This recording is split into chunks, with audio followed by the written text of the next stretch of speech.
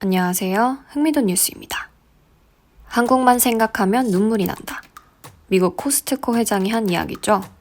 제일 장사가 잘 되는 지점이 어디냐고 물어봤을 때 그는 이렇게 말했습니다. 한국이다. 진짜 환상적이다. 생각만 해도 눈물이 난다. 라고 말이죠. 우리나라가 전 세계에서 가장 많은 판매량을 기록했다는 것은 이미 잘 알려져 있는 사실입니다. 양재 코스트코가 전 세계 매출 1위에 등극할 정도로 하루 매출이 13억 정도였다고 하니 인터뷰에서 이렇게 말할 법도 합니다.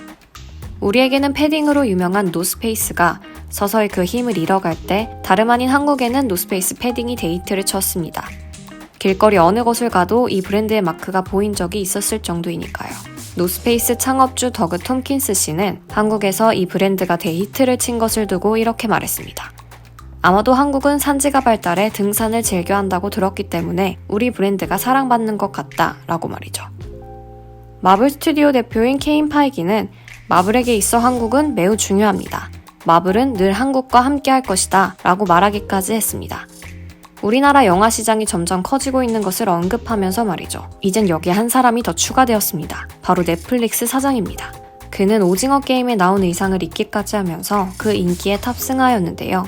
오징어 게임이 공개 26일 만에 1억 가구 이상 시청한 것으로 집계가 될 정도로 전 세계 넷플릭스 시리즈 중 역대 최다 시청을 한 드라마가 되었습니다. 말 그대로 사상 최단 기간 내에 최다 시청자를 달성하게 된 것입니다. 아마 비공식을 합치면 1억은 더 나올 것이라고 보고 있습니다. 그동안 오징어 게임이 흥하게 되면서 이 사실을 제일 믿지 못하는 것은 바로 한국인이 아닐까 싶습니다. 재밌는 건 알겠지만 정말 이 드라마가 이 정도라고? 전 세계에서 우리를 몰래카메라 하는 것 아니냐는 반응이 나올 정도로 전 세계 인터넷에서 제일 화제가 되고 있는 중입니다. 심지어 이제 넷플릭스 프로필 중에서 오징어 게임 출연진들의 얼굴을 설정할 수도 있습니다.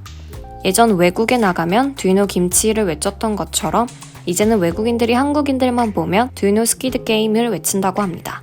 미국 대표 뉴스인 CNN 메인 화면에서도 오징어 게임 탭을 따로 만들어서 이 드라마와 관련된 뉴스들을 이곳에서 쉽게 찾아볼 수 있도록 만들기도 했습니다.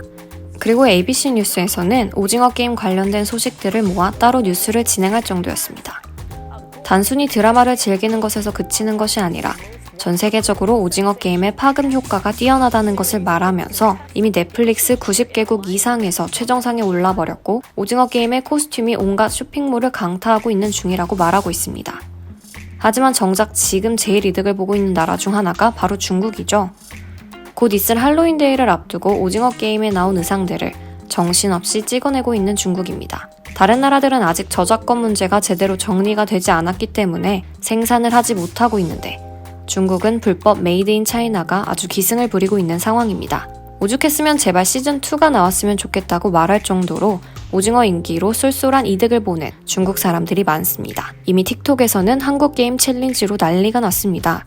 예전에는 한국 드라마나 케이팝을 좋아한다고 하면 너드 취급을 받곤 했었는데 이제는 이것과 관련하여 이야기하고 싶어하는 사람 천지라고 합니다. 특히 주변에 한국인이 있다면 도대체 무궁화꽃이 피었습니다는 발음을 어떻게 하느냐며 물어보는 통에 하루 종일 정신이 없었다고 한 네티즌도 있었습니다. F1 공식 트위터 계정에서 오징어 게임을 패러디하였고 벤츠 F1 팀 역시 거기에 합류하였습니다. NFL에서 제일 잘 나가는 선수인 스테판 딕스는 오징어 게임 커스텀 신발을 신고 경기를 뛸 정도였습니다. 해시태그 스퀴드 게임 게시물은 12만 개가 넘었고 각종 패러디부터 시작해서 정말 말 그대로 지금 세상은 오징어 게임으로 가득 찼습니다. 10월 초에는 프랑스 파리에서 오징어 게임 팝스토어 체험관을 개장을 하여 안에서 달고나 게임도 하고 딱지치기도 하면서 사진을 찍는 이벤트도 진행했습니다. 실제로 7시간 넘게 사람들이 기다리면서 그 인기를 실감할 수 있었습니다. 그동안 아시아 문화권을 놓고 볼 때 늘 일본 영화가 우선으로 꼽히곤 했습니다. 영화 감독 타란티노 역시 일본 문화권에서 강하게 영감을 받았다고 해 영화 킬빌을 만들기도 했죠. 꼭 칼을 쓰는 사람이라고 하면 무조건 사무라이를 말할 정도로 아시아, 일본인 경우가 많았습니다. 그런데 이렇게 오징어 게임이 데이트를 치고 나서 조금씩 바뀌고 있는 것이 보입니다. 우선 가장 먼저 항상 언급되는 문제가 바로 동해입니다. 이미 전 세계에 있는 세계 지도에는 동해를 일본해라고 표기해놓은 경우가 대다수입니다.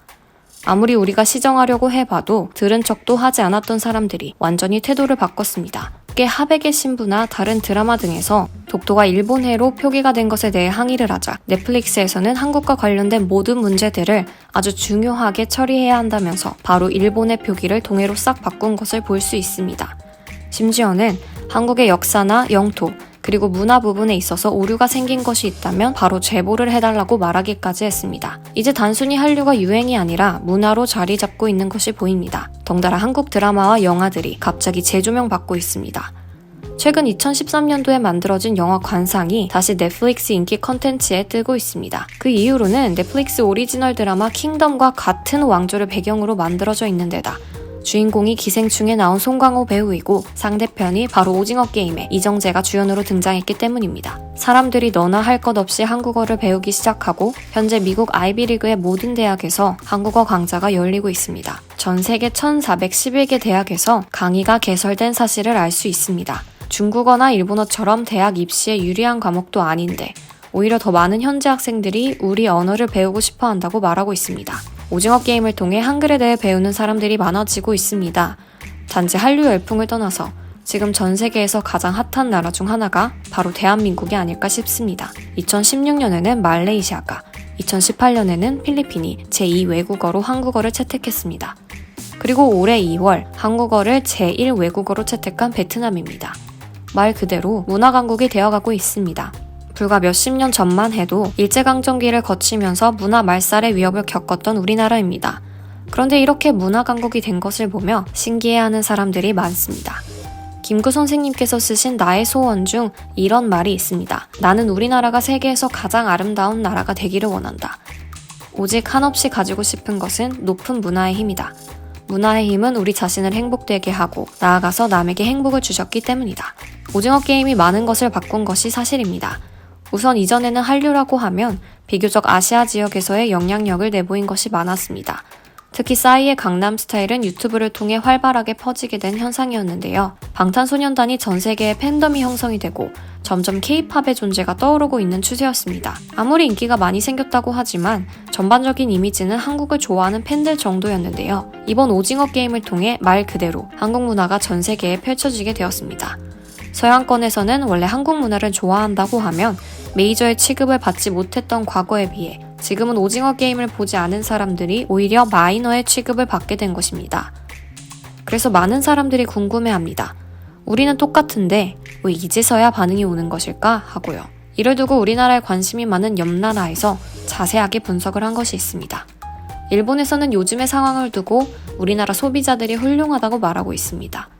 똑같은 드라마가 일본에 가면 촌스러운 포스터로 바뀌며 촌스러운 내용으로 바뀌는데 한국 문화의 품질은 정말 압도적이다 라고 말하고 있습니다. 아무리 유명한 배우가 나온다고 하더라도 내용이 좋지 않거나 스토리 라인이 별로일 때 결코 흥하지 못한다는 것을 예시로 말합니다. 우리나라 문화가 그만큼 뛰어나고 제작 지원만 많이 받는다면 다양한 작품을 만들어낼 수 있기 때문에 더욱이 호시탐탐 노리는 나라가 있습니다. 바로 중국인데요. 얼마 전 조기 종영된 조선 구마사라는 작품같이 중국의 자본을 받는 작품 안에는 역사 왜곡의 논란이 항상 일어나고 있습니다. 아무래도 투자를 받아 만든 작품들이기 때문에 제작사의 입김을 무시할 수 없는 것이 사실이겠죠.